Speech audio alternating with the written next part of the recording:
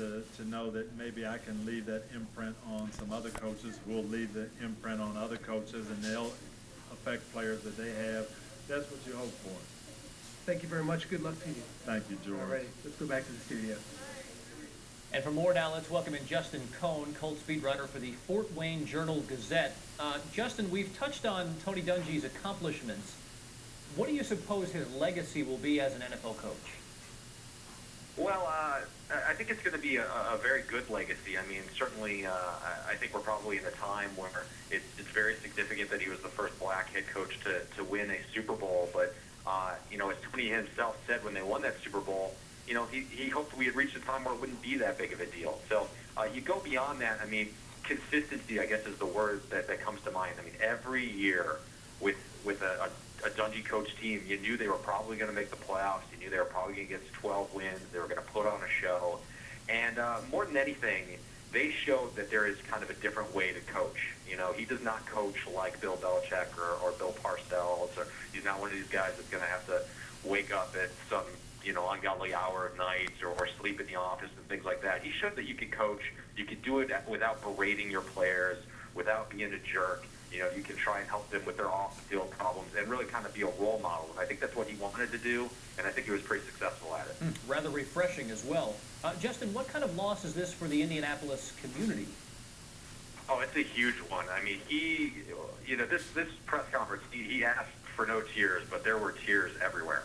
You know, he is an icon here, not just for what he does for football, but for what he does off the field. I mean, he's the kind of guy that's very approachable. You know, he could be walking down the street and just see a stranger and say hi to him. And, you know, we say that about a lot of people, but I don't think it's really true with that many people. It happens to be true with him.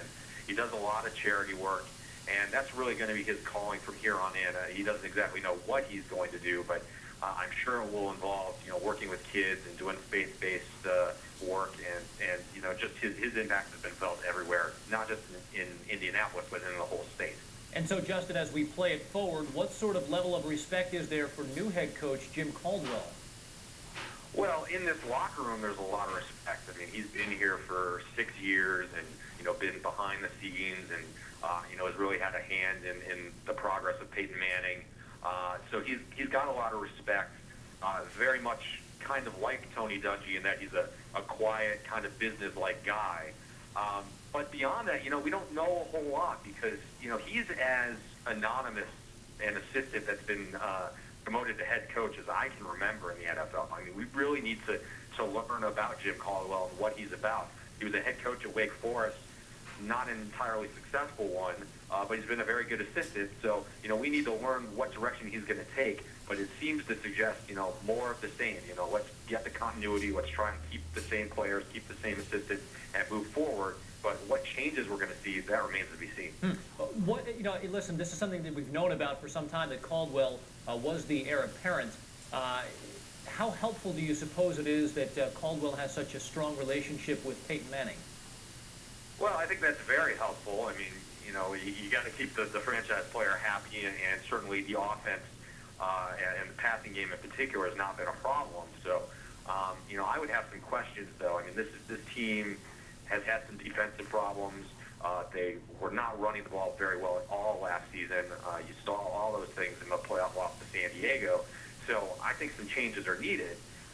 And you kind of do hamstring yourself a little bit. You know, you committed yourself to this move a year ago, and there are some pretty good coaching names out there. Obviously, they're not going to look at them. They feel like even if they were to interview these guys, that they would still come back to Jim Caldwell. But there's still some changes that need to be made. All right, Justin Cohn, Colts beat writer for the Fort Wayne Journal-Gazette. Thanks for joining us tonight on ESPN News. Thank you, Kevin. Meantime, when Ricky Henderson